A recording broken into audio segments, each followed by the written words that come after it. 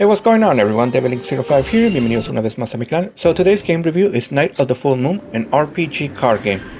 Already completed the game and cleared all the bosses. I will have a video on them.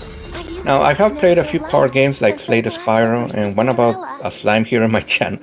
But this game is awesome. The mechanics are more easy and do benefit you as a player, and it's less complicated than Slay the Spire.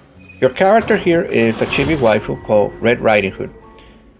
There is also voice acting here for most of the characters. Another full moon. Keep your eyes open and have a look. I told you not to. People or creatures you defeat will give you sometimes an option to respond a question they ask. Depending on your answer, it can raise your reputation or courage, or lower them.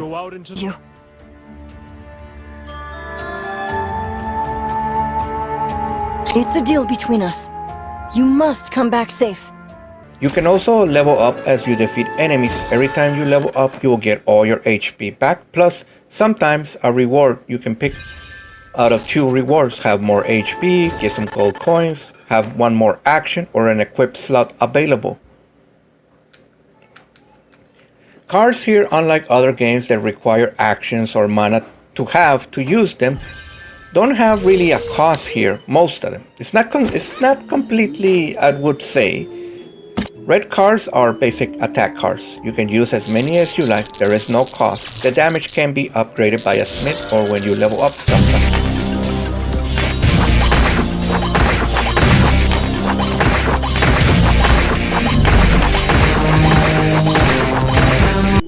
Some of these red cards will sometimes have an effect that you can use also to deal damage, plus the effect to increase a little bit more the damage output, or affects you also.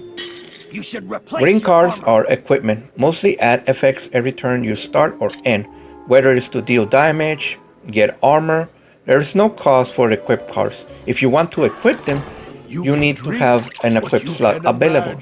Their effects can also be upgraded the same way as red cards, but you can use them in regular duels without equipping them. But if you do decide to equip them, their effects will start from the beginning till you end your games.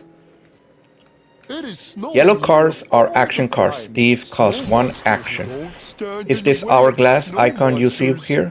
When you start your run, you only have 1 per turn, but it can be increased to 2 or 3 actions on a single playthrough. I would recommend you limit your deck to only having 1 or 2 yellow cards, since they do have a cost to use them. And last is purple cards. These don't have a cost. They are mostly counter cards or trap cards. They trigger when your opponent activates a spell or an action. You can cancel your opponent's effect to deal damage, plus draw a card or cancel their effect and make it your own, etc. They do come in handy to disrupt a boss to deal damage or to benefit him with his unique effects, makes them yours now. Other effects to deal damage over time are poison, chill, lightning, and burn. The way not to take damage here in the game is you must have armor.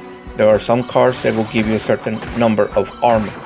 The armor reduces every time you take damage, and unlike other card games, the armor will last till you run out of armor.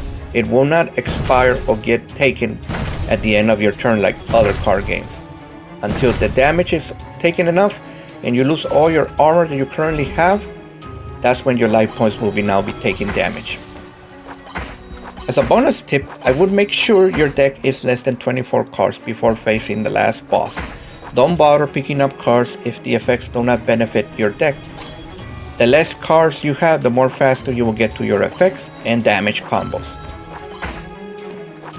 Your actions during the 3 areas you visit and people or creatures you encounter will change the final boss option to face. There are 4 bosses in total. Each has its unique combos and card effects that you must overcome. They mostly sometimes have 2 or even 3 life bars.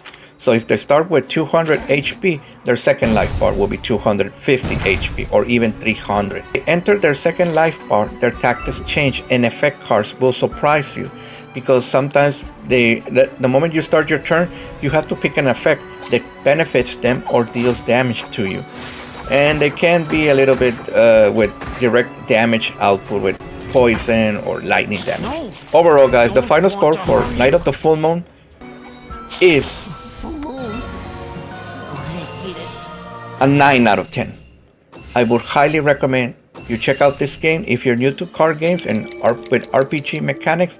This is an awesome start. The game does benefit you, and there are some perks you can unlock to increase your run every time you start. Get a little bit more gold, have an extra card, get a second option. If the first chest you open and you didn't like the card, you can refresh it to pick another one. It does stack up a little bit more, these type of effects that you can use on each run. There is also DLC planned for this game, but I will have the video for all 4 bosses here on my channel. This is Devilink05 signing out. Take care, everyone.